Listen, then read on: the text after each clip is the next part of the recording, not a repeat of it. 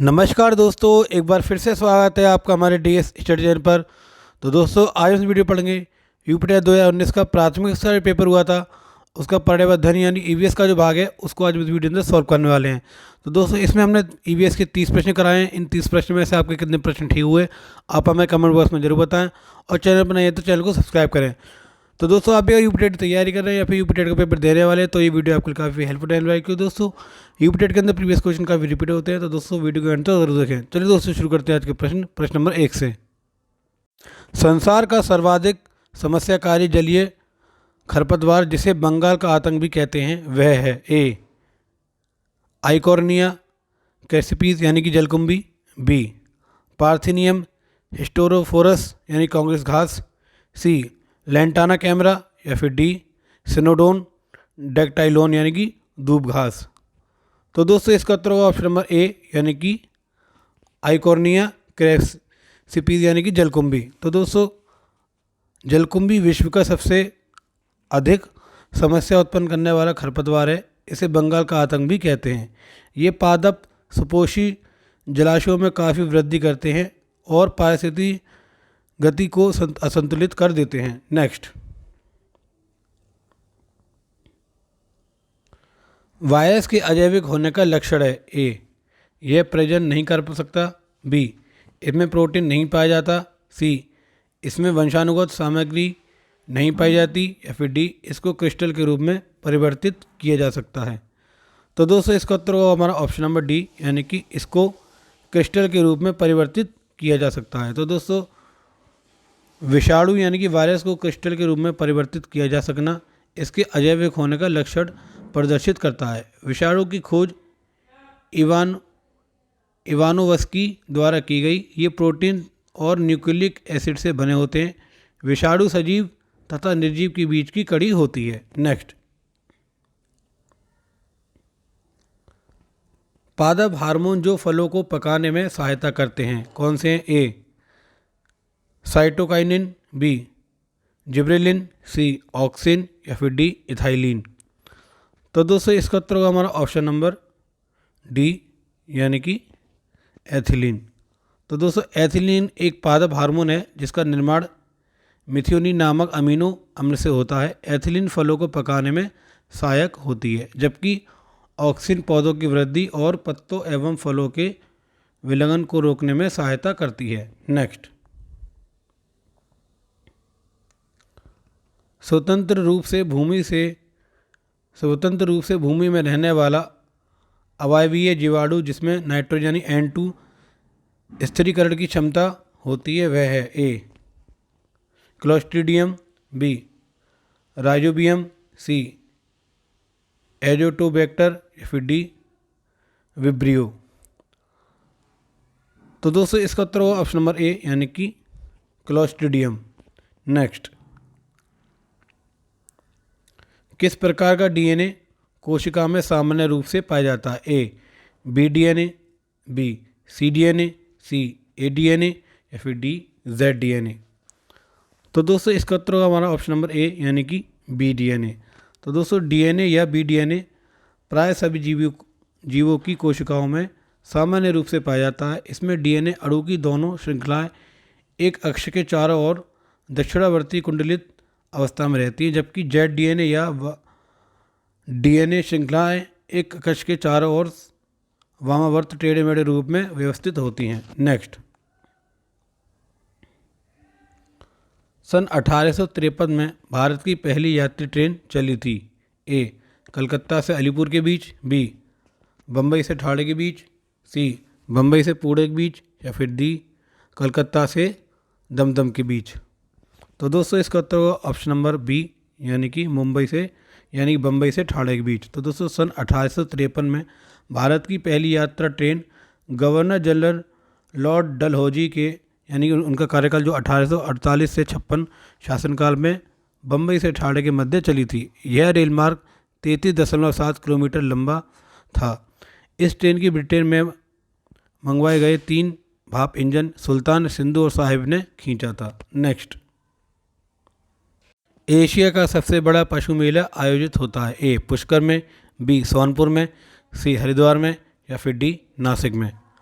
तो दोस्तों इसका उत्तर होगा ऑप्शन नंबर बी यानी कि सोनपुर में। तो दोस्तों बिहार में गंडक नदी के तट पर प्रत्येक वर्ष नवंबर में कार्तिक पूर्णिमा के दिन लगने वाला सोनपुर का पशु मेला एशिया का सबसे बड़ा पशु मेला है। इसे हरिद्वार क्षेत्र का मेला भी कहा जाता है। नासिक, हरिद्वार और प्रयागराज में प्रत्येक 12 वर्ष पर कुंभ मेला लगता है, जबकि पुष्कर मेला राजस्थान में लगने वाला विश्व प्रसिद्ध मेला है। नेक्स्ट, राष्ट्रीय एकता परिषद की स्थापना कब हुई? ए 1971 में, बी 1961 में, सी 1951 में या फिर डी 1881 में।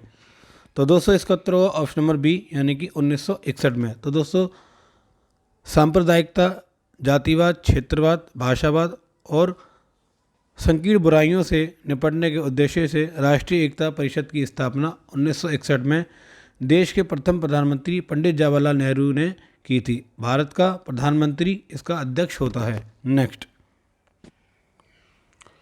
समता के अधिकार का उल्लेख संविधान के किन अनुच्छेदों में मिलता है? ए अनुच्छेद 23 से 24 में, बी अनुच्छेद 14 से 18 में, सी अनुच्छेद 19 से 22 में या फिर डी अनुच्छेद 25 से 28 में। तो दोस्तों इसका उत्तर होगा ऑप्शन नंबर बी यानी कि अनुच्छेद 14 से 28 में। तो दोस्तों अनुच्छेद 14 से 28 में समता का अधिकार मिलता है। अब बात करें 19 से 22 की, तो दोस्तों अनुच्छेद 19 से 22 में स्वतंत्रता का अधिकार मिलता है। बात करें 23 से 24 की, तो दोस्तों 23 से 24 शोषण के विरुद्ध अधिकार होता है इसमें। बात करें अनुच्छेद 25 से 28 की, तो दोस्तों इसमें धार्मिक स्वतंत्रता का अधिकार हमें मिलता है। नेक्स्ट, किस देश में लचीला संविधान लागू है? ए अमेरिका, बी चीन, सी भारत या फिर डी यूनाइटेड किंगडम। तो दोस्तों इसका उत्तर होगा ऑप्शन नंबर डी यानी कि यूनाइटेड किंगडम में। नेक्स्ट, पूर्वा किस अधिवास में शामिल है? ए रेखीय, बी ग्रामीण, सी अपखंडित या फिर डी नगरीय। तो दोस्तों इसका उत्तर होगा ऑप्शन नंबर बी यानी कि ग्रामीण में। नेक्स्ट, कौन सा ज्वालामुखी पर्वत है? ए अपलेशियन, बी यूराल, सी अरावली या फिर डी किलिमंजारो। तो दोस्तों इसका उत्तर होगा ऑप्शन नंबर डी यानी कि किलिमंजारो। तो दोस्तों किलिमंजारो एक ज्वालामुखी पर्वत है। अरावली एवं अपलेशियन अवशिष्ट पर्वत है, जबकि यूराल रूस स्थित वलित पर्वत का उदाहरण है। नेक्स्ट,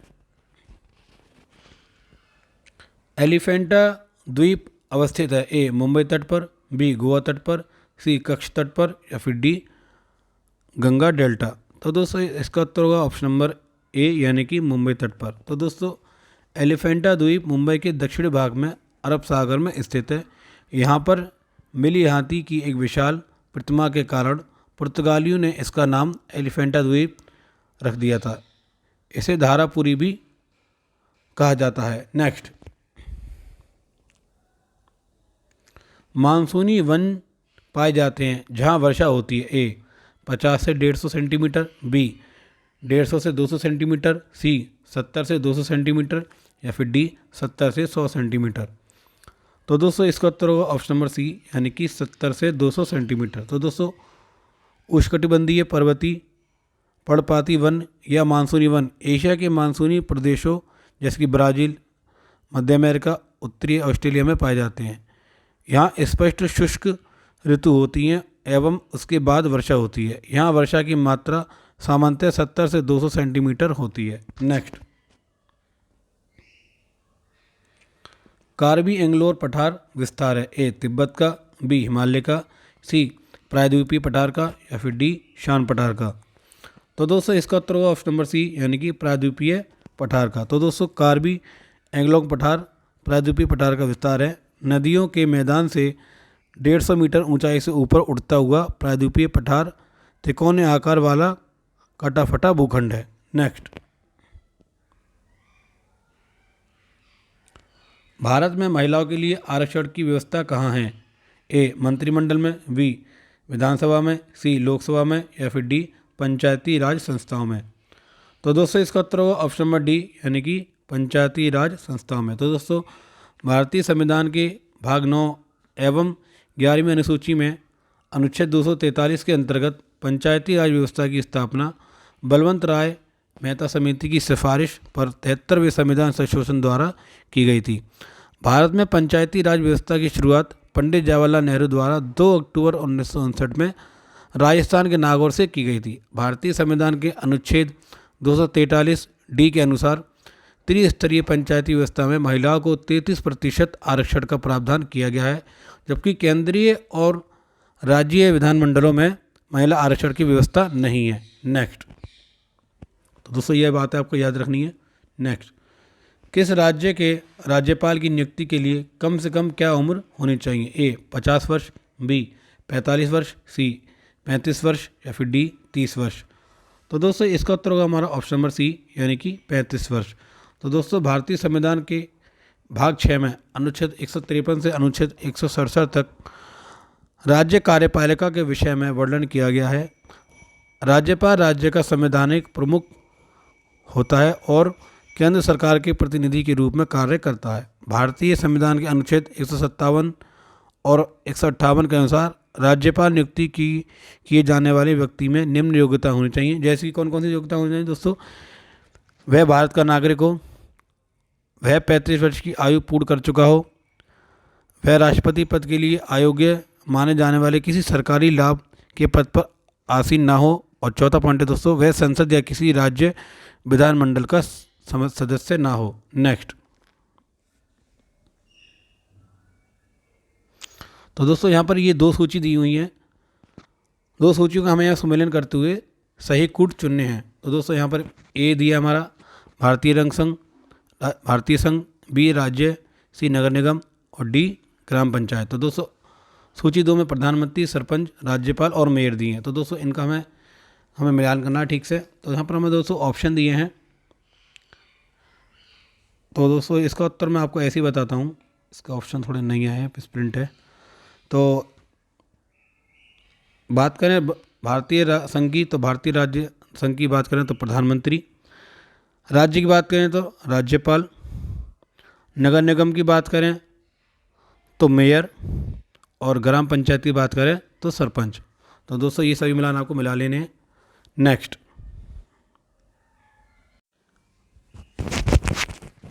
अनुच्छेद 356 का प्रथम प्रयोग कब और कहाँ हुआ? ए जम्मू कश्मीर 1956, बी केरल 1959, सी बिहार 1958 या फिर डी मध्य प्रदेश 1957।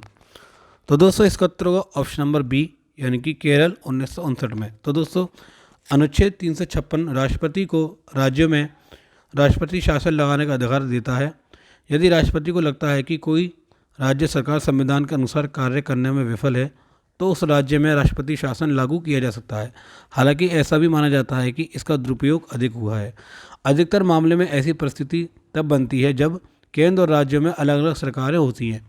इस अनुच्छेद का प्रथम प्रयोग वर्ष 1959 में केरल राज्य में किया गया, जब लोकतांत्रिक तरीके से चुनी गई केरल की कम्युनिस्ट सरकार बर्खास्त की गई थी। नेक्स्ट,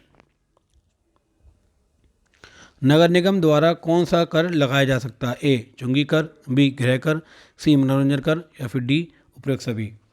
तो दोस्तों इसका उत्तर होगा ऑप्शन नंबर डी, यानी कि उपरोक्त सभी। तो दोस्तों नगर निगम द्वारा चुंगी कर, गृह कर और मनोरंजन कर, ये तीनों प्रकार के कर लगाए जा सकते हैं। नेक्स्ट, सॉरी, निम्नलिखित में से किस प्रदेश में रेंडियर पाया जाता है?